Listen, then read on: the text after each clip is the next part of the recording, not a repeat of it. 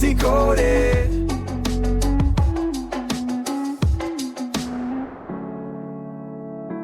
Think back a few years. Remember when the metaverse felt like it was, well, absolutely everywhere? Oh, definitely. Was it just, fleeting hype?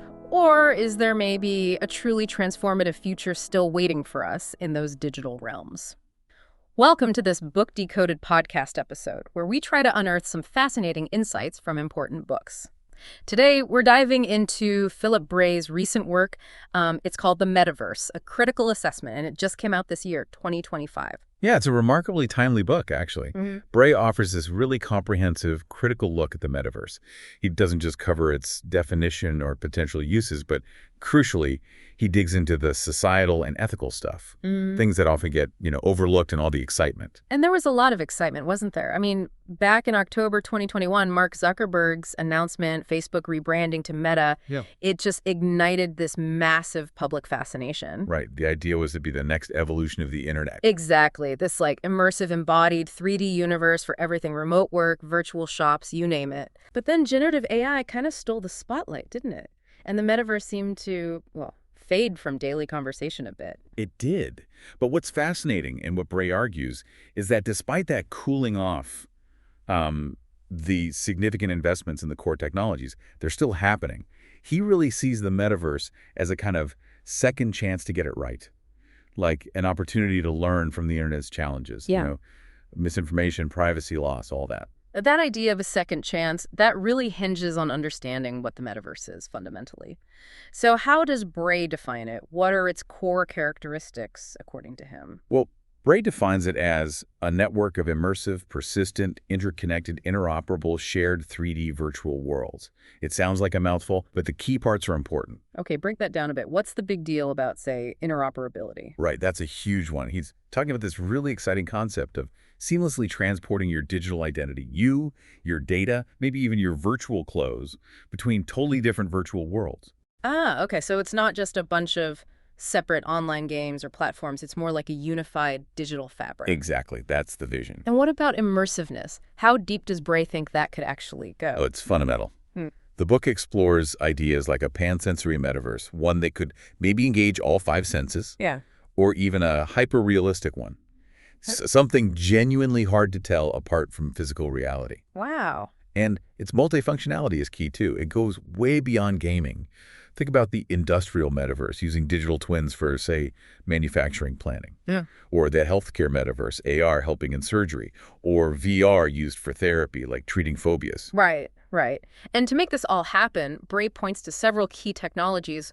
What are those sort of foundational pieces? Well, at its core, you obviously need 3D modeling and VRR for that immersion piece. Then there's AI, which is vital, not just for smart interactions, but for things like generating dynamic environments, making avatars act realistically, blurring those lines with reality. Blockchain is highlighted too, mainly for secure ownership, but also for creating digital scarcity in virtual economies. That's pretty crucial for building persistent worlds with real value. And IoT.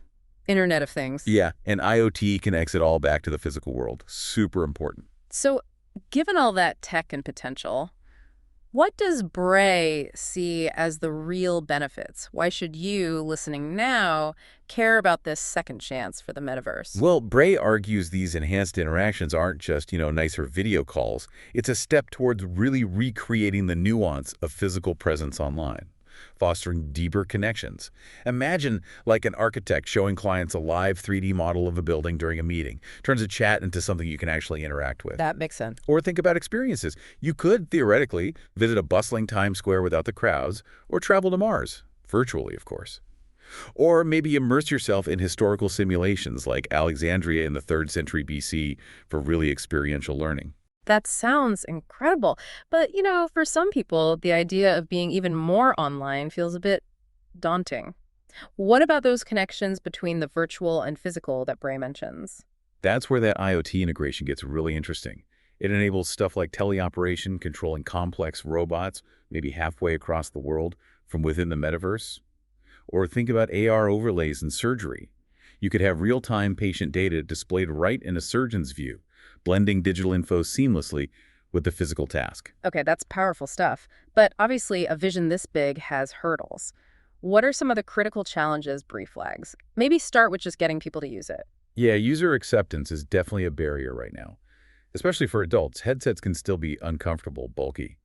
But Bray suggests younger generations are generally more open to it, and tech advances like more photorealistic avatars could help overcome that. Okay, so maybe a generational thing partly. What else? A much bigger concern he raises is privacy and surveillance capitalism. The kind of data collected in immersive worlds, eye movements, facial expressions, maybe even physiological data, it's incredibly sensitive. He warns this could lead to a far more intrusive form of surveillance capitalism, harvesting our actions, emotions, physical responses, using it to create personalized realities that could be, well, potentially manipulative. Oof, yeah, that really makes you pause and think, doesn't it? And what about security, like actual safety within these virtual spaces? Absolutely. He talks about emerging virtual crimes, harassment, even assault within these immersive environments, and new kinds of identity theft, like someone hijacking your avatar. It's a whole new frontier for security issues. And the environment, does that come up? It does, big time. The energy demands for running complex 3D environments, all the AI, the blockchain, it's potentially huge. And he also points out the risk of rebound effects. That's where, maybe ironically, virtual activity like virtual tourism might actually inspire more physical travel, increasing overall consumption instead of reducing it. So, with all these pretty weighty concerns, how does Brey suggest we move forward? How do we build this responsibly? He really emphasizes what he calls a multi-stakeholder approach and ethics by design. The core idea is embedding ethical values, things like security, freedom, equality, property rights, well-being, sustainability right from the very beginning of development, not just tacking them on later. Like building the ethical framework into the foundation? Exactly. It's all about trying to ensure the metaverse actually serves the public good rather than just, corporate bottom lines. So it's clear the metaverse isn't just about the tech itself. It's really about how we might shape our future interactions, our communities, maybe even our sense of self. As it keeps evolving, the big question Brey leaves us with is, what role will you play in making sure this second chance actually builds a digital world that enhances human life and society?